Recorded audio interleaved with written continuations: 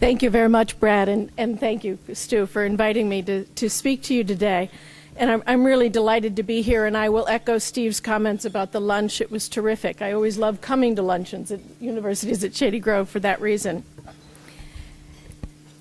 35 years ago, I was in the second half of my undergraduate college career, just as Erwin and Yancey are today, and you'll be hearing from them shortly.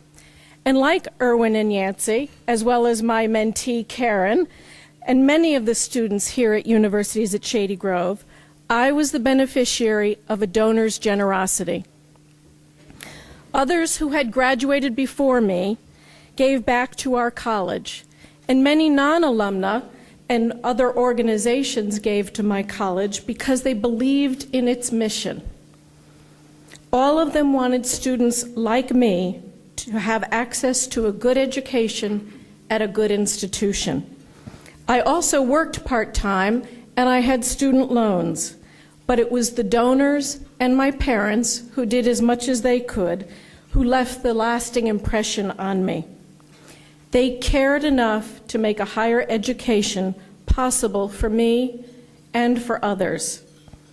When I graduated, I determined that I too needed to pay it forward. I too needed to do what I could do to make higher education possible for others that were coming up behind me. So the annual Alumni Fund appeal that my college sent me did not get relegated to the maybe pile on my desk.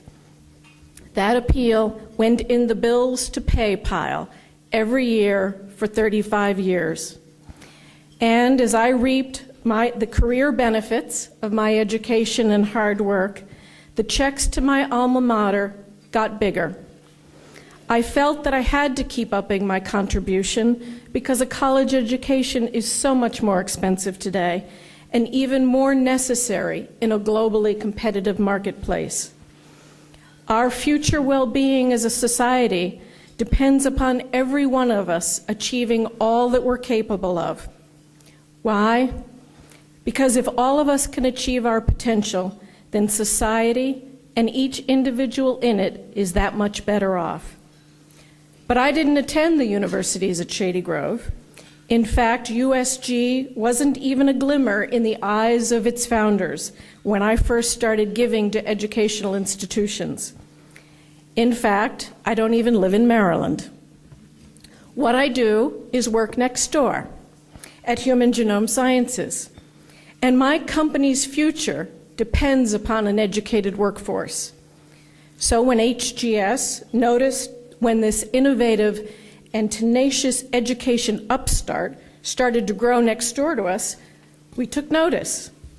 We noticed that it was committed to affordability and access.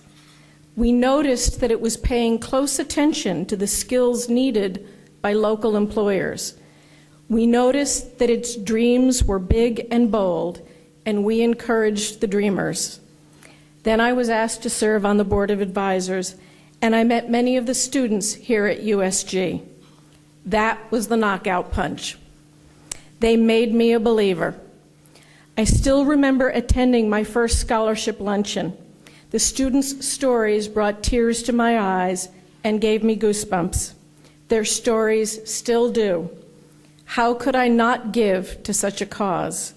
How could I not support a mission that embraces access to affordable, quality education? And so I give. I discovered something wondrous along the way. In being philanthropic, there is no give until it hurts. The more I give, the better it feels. Every student I help makes me want to make it possible for 2 more Erwins or 3 more Yanceys or a few more Karens to earn their degrees.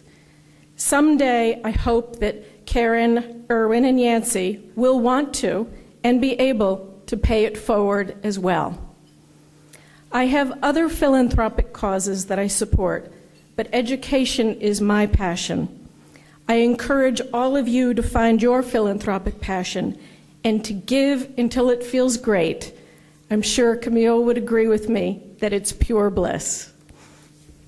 Thank you very much.